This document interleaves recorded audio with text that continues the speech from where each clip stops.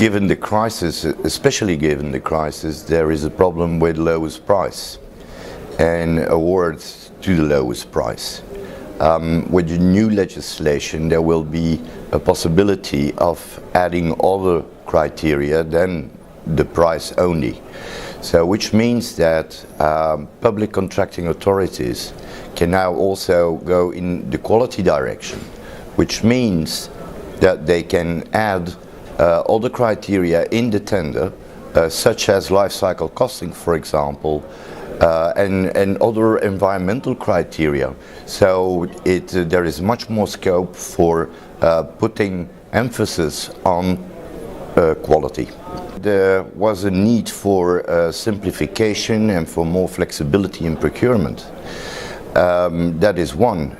Secondly, there was also a need for quality elements in procurement, and as the legislation stood, there was no obligation whatsoever to consider quality criteria in a tender. So now there is scope, and we believe it's going in the right direction.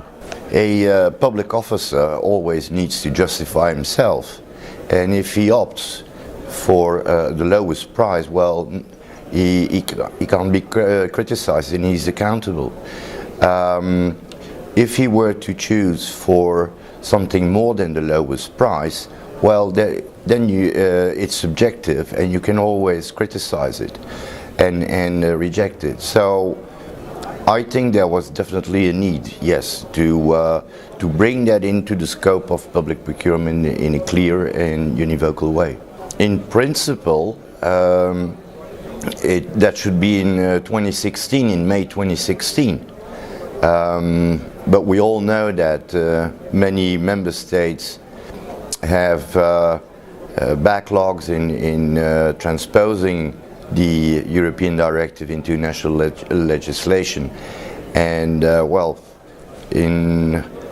I know a lot of countries, and you can follow the degree of transposition of that European legislation in national legislation in the European barometer, which actually measures the pace and the degree to which European legislation is transposed at national level.